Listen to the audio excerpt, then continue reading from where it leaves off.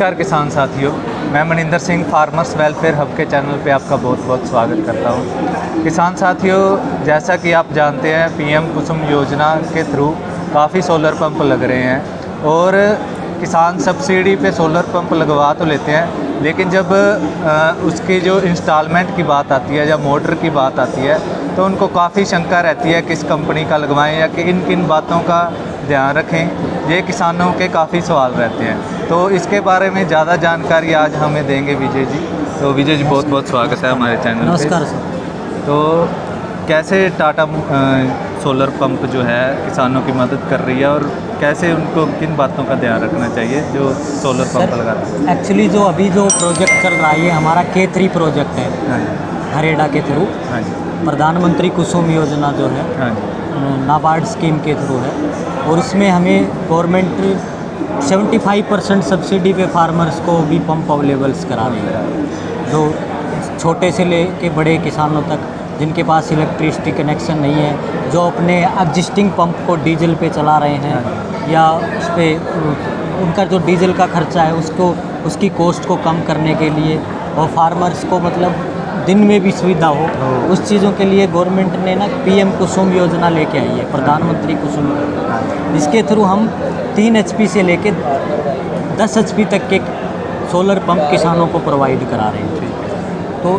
इसमें हमारा AC DC दोनों टाइप के पंप होते हैं। AC और DC में अगर मैं आपको डिफरेंस की बात करूं तो AC पंप ये जो उसके अंदर टाइमिंग लिमिट थोड़ी सी कम रहती है और DC पंप है वो कम करंट पे चलते हैं और आपका डायरेक्ट सन पे ही चल जाते हैं।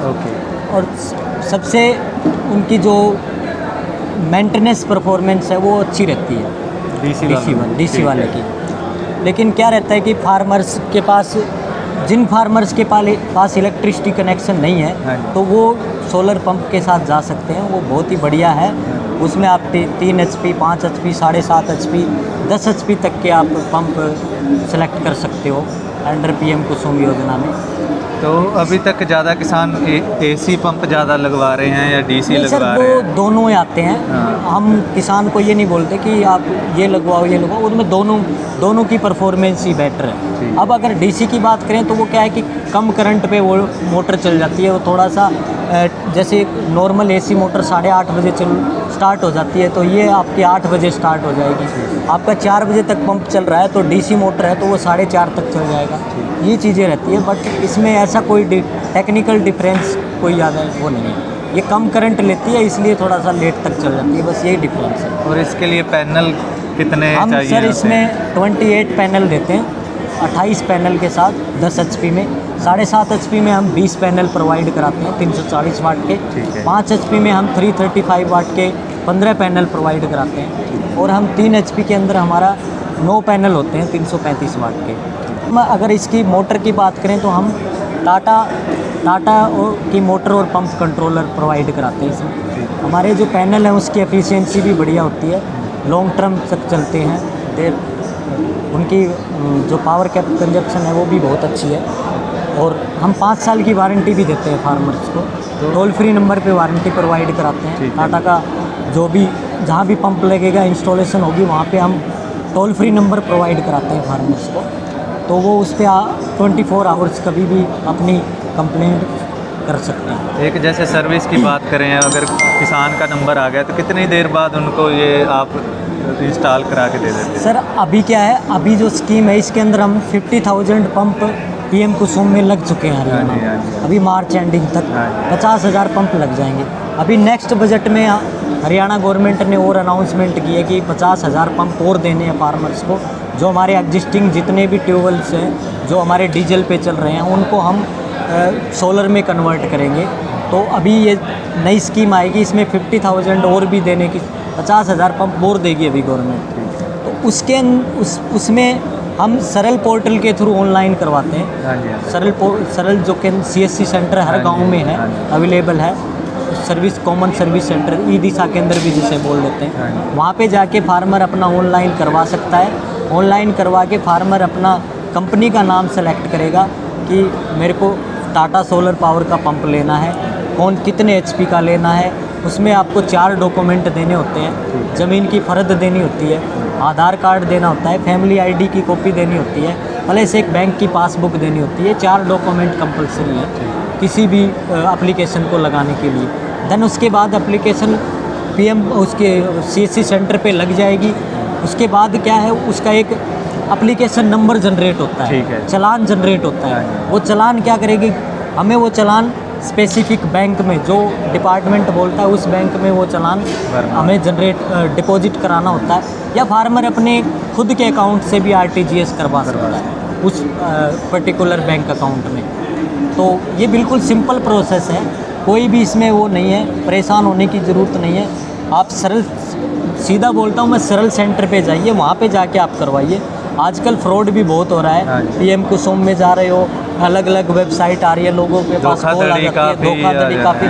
मैं तो ये फार्मर्स को ये सलाह दूंगा कि आप सीएससी सेंटर के अलावा किसी अगर आप किसी को जानते हो, जैसे किसी कंपनी के कलीग को जानते हो, तो आप उनसे डायरेक्ट बात कर सकते हो।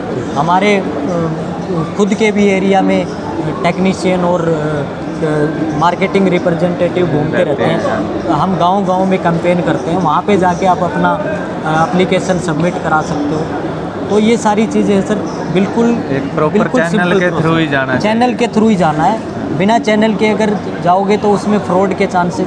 लास्ट टाइम मेरे को कुछ फार्मर्स ने बताया कि सर हमारे इतने पैसे चले गए, मेरे 5,000 रुपये ले गया। कहीं से कॉल आती है, कोई कहीं से कॉल आती है, डॉक्यूमेंट मांग लेते हैं, फिर उनके साथ फ्रॉड हो जाता है। तो मैं ये कहूँगा सीएससी सेंटर या फिर आप क्योंकि अभी हर जगह इंस्टॉलेशन टीम पहुंच रही है, इंस्टॉलेशन वाले कर भी रहे हैं। जिस किसान के लगा है उनके साथ नंबर शेयर कर सकते हो आप। टाटा कंपनी का लगा, आप उनके पास जाइए कि आपने किसके थ्रू लगवाया, आप उनका नंबर दो, हमें बात करनी है, हमें दो। इस तरीके से आप रूल रेगुलेशन को फॉलो करके लगवा सकते हो। चालान भरने के बाद कितने टाइम बाद आप सर लगा देते हैं? वैसे इसका 90 डेज़ का टाइम पीरियड होता है। 90 दिन के अंदर अंदर पंप इंस्टॉल हो जाता है गवर्नमेंट स्कीम में। जिसने आज पेमेंट करी उसके 90 दिन के अंदर अंदर पंप लग जाएगा सर। 90 डेज़ का टाइम पीरियड रहता है। बाकी इसमें सर मैं आपको किसानों को ये भी बताना चाहूँगा कि आप अपने जो डेप्थ है, वाटर डेप्थ लेवल की, जो वाटर लेवल है उसकी डेप्थ को एक्चुअल बताएं। उससे क्या होता है कि कंपनी को हेड सिलेक्शन में प्रॉब्लम नहीं आती। उसके बाद आपको आफ्टर सेल सर्विस में ना प्रॉब्लम नहीं आएगी।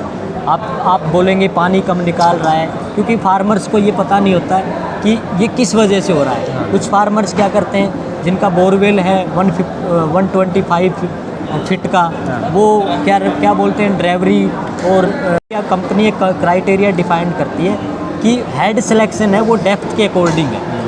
हम जो हेड सिलेक्शन करते हैं वो किसान की बताई हुई डेप्थ के अकॉर्डिंग उसको हेड देते हैं। अगर उसने 125 एक्यूरेट बताया तो उसके अकॉर्डिंग हम हेड देंगे, और अगर उसने झूठी इन्फॉर्मेशन दी तो उसके हिसाब से वो कंपनी को आपने जो इन्फॉर्मेशन प्रोवाइड करा दी उसके अकॉर्डिंग देगी आपको कंपनी।